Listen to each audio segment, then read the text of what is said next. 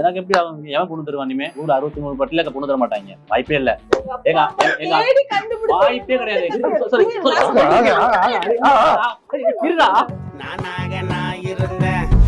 மாப்பிள்ளை கேட்டு வந்தாங்க, நான் சொன்ன வேணாம், பையனுக்கு இன்னும் வயசு வரல. இப்போ நம்மளே போய் பொண்ணு கேட்டா கூட எதுக்கு, அதான் பொண்ணு பாத்துருக்காரு எல்லாம் சொல்லிருக்காரு. நான் ரொம்ப ஷாக்கான என்னன்னா, ராவணராமுக்கும் ஆசாவுக்கும் கல்யாணமா போட்டு எல்லாத்தையும் நான் புதுசா இன்ட்ரடியூஸ் பண்ணவா, குழந்தை வந்து என்ன சொல்ல போறீங்க? வீட்டுல பார்த்து சும்மா காண்டானாங்க. இப்ப வீட்டுல ஓகே ஏத்துக்கிட்டாங்க, மருமலை கூட ஏத்துக்கிறாங்க. இல்ல ப்ரோ சொல்றேன், அவன் இருக்க குடும்பத்துல கும்மி அடிச்சிட்டு போயிடாதீங்க, கிளம்புகையா கிளம்புகையா. உங்க வீட்டுல என்ன சொல்லுவாங்க ஆஷா பத்தி? பேசினதே இல்ல. ஏதோ ஒண்ணு இருக்கு. உண்மையாவே அவங்க ஃபேமிலி ரொம்ப சைலண்ட் தான். நீங்க பார்த்ததே 2 டைம் தான். உங்க அம்மா சமஜாலி, அப்பா இறங்கினா முடிஞ்சு. அப்பதான் ப்ரோ கேளுங்க ப்ரோ, என்ன